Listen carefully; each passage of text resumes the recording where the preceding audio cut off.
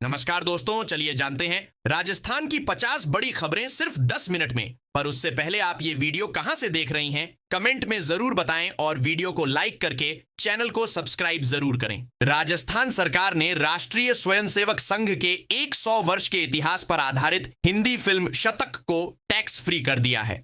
इस फैसले के बाद दर्शक रियायती दर पर फिल्म देख सकेंगे। सरकार का कहना है कि यह निर्णय वैचारिक और ऐतिहासिक पृष्ठभूमि को व्यापक समाज तक पहुंचाने के उद्देश्य से लिया गया है। भीलवाड़ा को जल्द मेगा टेक्सटाइल पार्क की सौगात मिलने जा रही है। केंद्र सरकार ने परियोजना की प्रक्रिया आगे बढ़ा दी है। इसके बनने से वस्त्र उद्योग को नई गति मिलेगी, स्थानीय युवाओं को रोजगार के अवसर बढ़ेंगे और क्षेत्र में औद्योगिक निवेश को बढ़ावा मिलने की संभावना जताई जा रही है। ईरान इजराइल तनाव का असर खाड़ी देशों में काम कर रहे राजस्थानियों पर दिखाई दे रहा है। मिसाइल हमलों और सायरन के बीच लोग दहशत में हैं। प्रदेश में उनके परिजन लगातार संपर्क कर हालचाल ले रहे हैं और सुरक्षित वापसी की प्रार्थना कर रहे हैं। त्योहारों की खुशियों पर भी अनिश्चितता का साया है। राजस्थान सरकार ने माउंट आबू, कामन और जहाजपुर के नाम बदलकर क्रमशः आबूराज, कामवन और यज्ञपुर करने की घोषणा की है। मुख्यमंत्री भाजन लाल शर्मा ने विधानसभा में यह फैसला सुनाया। सरकार का कहना है कि यह निर्णय ऐतिहासिक और सांस्कृतिक पहचान को मजबूत करने के उद्देश्य से लिया गया है। राजस्थान में नए ग्रीनफील्ड एयरपोर्ट की आधारशिला 7 मार्च को रखी जाएगी। मुख्यमंत्री भाजन लाल शर्मा इस अवसर पर 4,600 करोड़ रुपए की अन्य परियोजनाओं का भी शुभारंभ करेंगे। साथ ही 2 बड़ी जल परियोजनाओं की शुरुआत से प्रदेश के बुनियादी ढांचे को मजबूती मिलने की उम्मीद है। दौसा जिले में धुलंडी के अगले दिन सदियों पुरानी डोलची होली परंपरा उत्साह से निभाई जाती है। इस अनोखे आयोजन को देखने देश भर से लोग पहुंचते हैं। रंगों और लोकगीतों के बीच पारंपरिक रीति रिवाजों के साथ मनाया जाने वाला यह उत्सव सांस्कृतिक विरासत का जीवंत उदाहरण माना जाता है। होली से पहले कॉमर्शियल गैस सिलेंडर 27 रुपये 50 पैसे महंगा होकर 19 किलो का दाम 1,796 रुपये 50 पैसे हो गया है। 3 महीनों में कुल 188 रुपये की बढ़ोतरी दर्ज की गई है। हालांकि घरेलू सिलेंडर 856 रुपये 50 पैसे पर स्थिर है, जिससे आम परिवारों को कुछ राहत मिली है। मौसम विभाग के अनुसार होली पर जैसलमेर और बीकानेर में तापमान 37 डिग्री तक पहुंच सकता है। राज्य में पारा 2 से 3 डिग्री बढ़ने की संभावना है। तेज गर्मी और लू के थपेड़ों के कारण दिन में बाहर निकलना मुश्किल हो सकता है, जबकि मौसम शुष्क बना रहेगा। जालोर से जोधपुर तक सफर आसान बनाने के लिए रोहित आहोर बागरा रोड के पुनर्निर्माण हेतु 555 करोड़ रुपए स्वीकृत किए गए हैं। डीपीआर अप्रैल तक पूरी होने के बाद टेंडर प्रक्रिया शुरू होगी।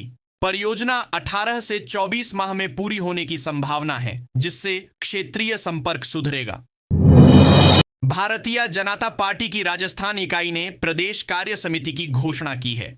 सूची में 12 स्थायी और विशेष आमंत्रित सदस्य शामिल हैं। कुल 154 सदस्यों में 20 महिलाओं को स्थान दिया गया है, जिससे संगठन में महिला भागीदारी बढ़ाने का संदेश दिया गया है।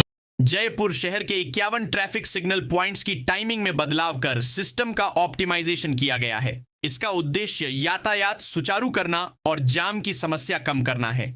यातायात पुलिस के अनुसार इन बदलावों से व्यस्त चौराहों पर वाहनों की आवाजाही बेहतर होगी। किशनगंज कस्बे में 139 वर्षों से फूलडोल लोकोत्सव के तहत भगवान चारभुजानाथ ससुराल जाकर होली खेलते हैं।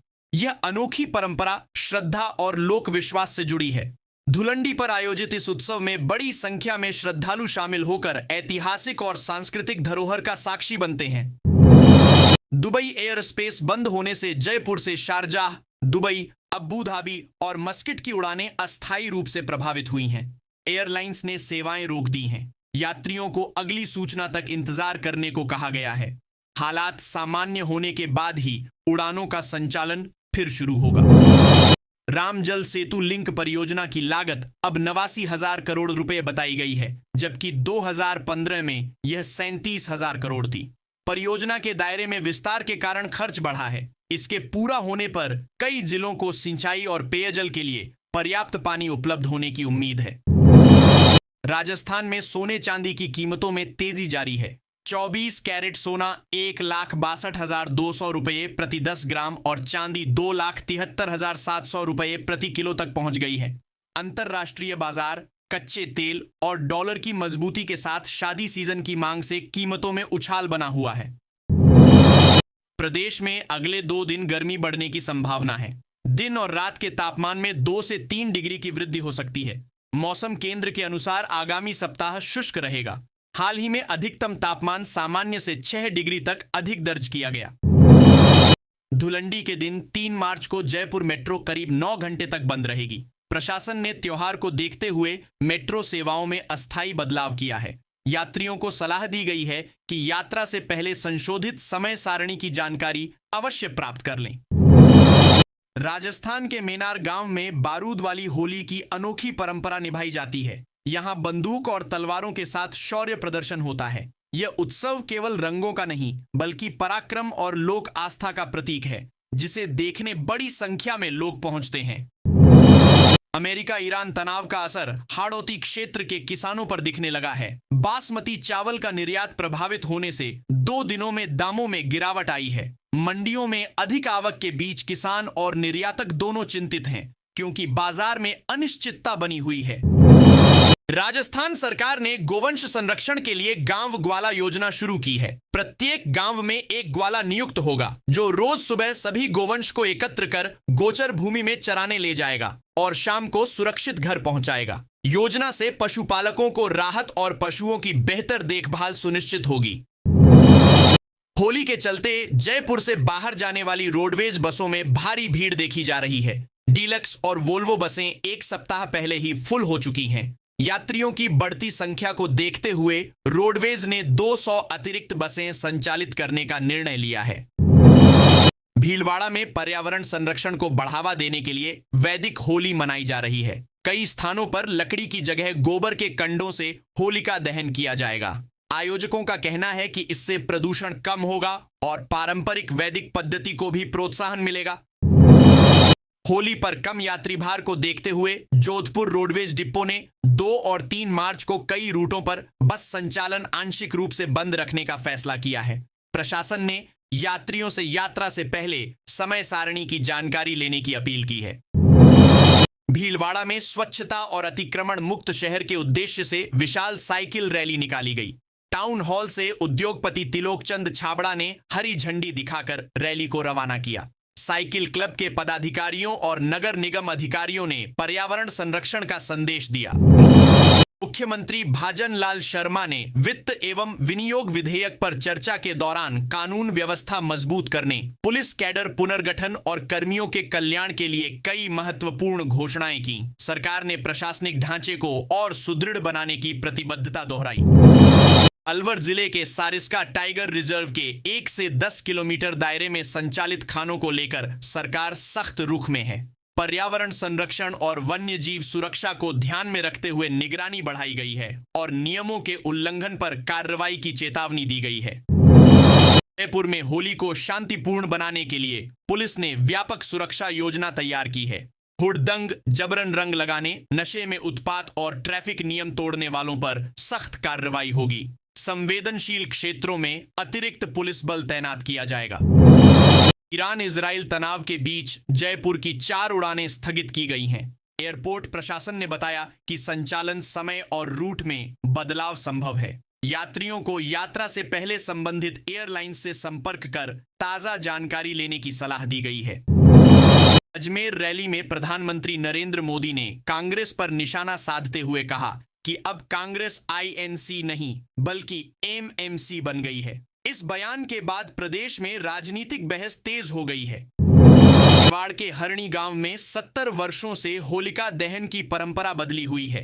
यहां चांदी की होलिका की गोद में सोने के प्रहलाद को विराजमान किया जाता है।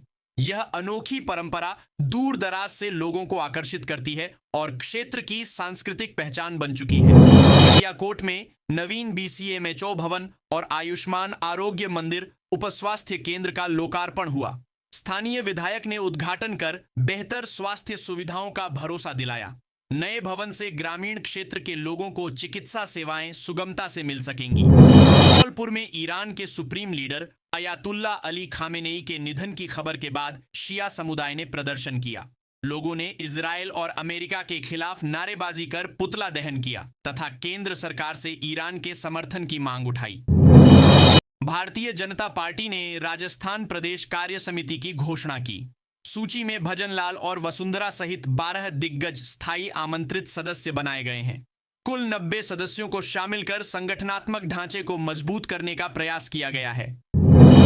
पलवल में प्रजापति समाज ने होली मिलन समारोह आयोजित किया। उत्तर प्रदेश और राजस्थान के मंत्रियों ने भाग लिया। फूलों से होली खेली गई और रोड शो निकाला गया। कार्यक्रम में सामाजिक एकता और सांस्कृतिक परंपराओं को बढ़ावा देने का संदेश दिया गया। गुरुग्राम में वाहन चोरी के आरोपी को गिरफ्तार कर चोरी की बाइक बरामद की गई है। आरोपी के खिलाफ हरियाणा और राजस्थान में पहले से 32 मामले दर्ज हैं। पुलिस उससे पूछताछ कर अन्य वारदातों का खुलासा करने में जुटी है।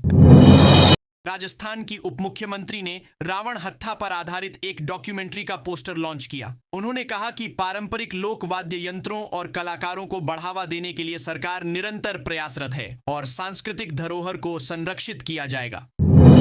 पूर्व सैनिक को डिजिटल अरेस्ट कर 12.50 लाख रुपए ठगने के मामले में तीसरे आरोपी को राजस्थान से गिरफ्तार किया गया है। पुलिस ने साइबर अपराधियों के खिलाफ सख्त कार्रवाई की बात कही है और लोगों से सतर्क रहने की अपील की है।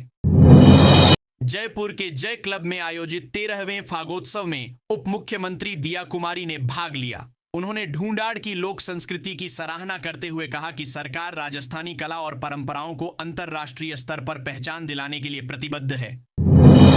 होली के बीच बोर्ड परीक्षाओं को लेकर छात्र असमंजस में हैं। 2 मार्च को सीबीएसई 10वीं 12वीं और 4 मार्च को 8वीं बोर्ड परीक्षा है, जबकि 3 मार्च धुलंडी है। अभिभावक परीक्षा और त्योहार के तालमेल को लेकर चिंता जता रहे हैं। बाड़मेर के तेल उत्खनन क्षेत्र में गैस फ्लेयरिंग से उठता काला धुआं ग्रामीणों की चिंता बढ़ा रहा है। लोगों ने आंखों में जलन और सांस की परेशानी की शिकायत की है। प्रशासन से पर्यावरणीय प्रभाव की जांच और सख्त कार्रवाई की मांग की गई है। अजमेर में प्रधानमंत्री के एमएमसी बयान के बाद राजनीतिक विवाद बढ़ गया है। कांग्रेस ने पलटवार करते हुए कहा कि डबल इंजन सरकार अब डबल जीरो साबित हो रही है। प्रदेश में इस बयान को लेकर सियासी माहौल गर्मा गया है। जयपुर के मणिहारों का रास्ता में होली से पहले खास रौनक है। 79 वर्षीय कारीगर आवाज मोहम्मद पारंपरिक लाख से गुलाल गोटा तैयार कर रहे हैं। सदियों पुरानी शाही परंपरा सोशल मीडिया के जरिए फिर लोकप्रिय हो रही है। हनुमानगढ़ के गोरखाना गांव में पंचायत चुनाव से पहले सरपंच पद के दावेदार सोहन नेहरा ने एक शर्त पर 1 करोड़ रुपए दान देने की घोषणा की है। इस ऑफर से गांव में चर्चा तेज हो गई है और चुनावी माहौल गर्मा गया है। ईरान समर्थित संगठन हिजबुल्लाह ने इजराइल पर हमला किया। जवाब में इजरायली सेना ने अपने आयरन बीम डिफेंस सिस्टम से मिसाइलों को रोकने का दावा किया। क्षेत्र में तनाव और बढ़ गया है।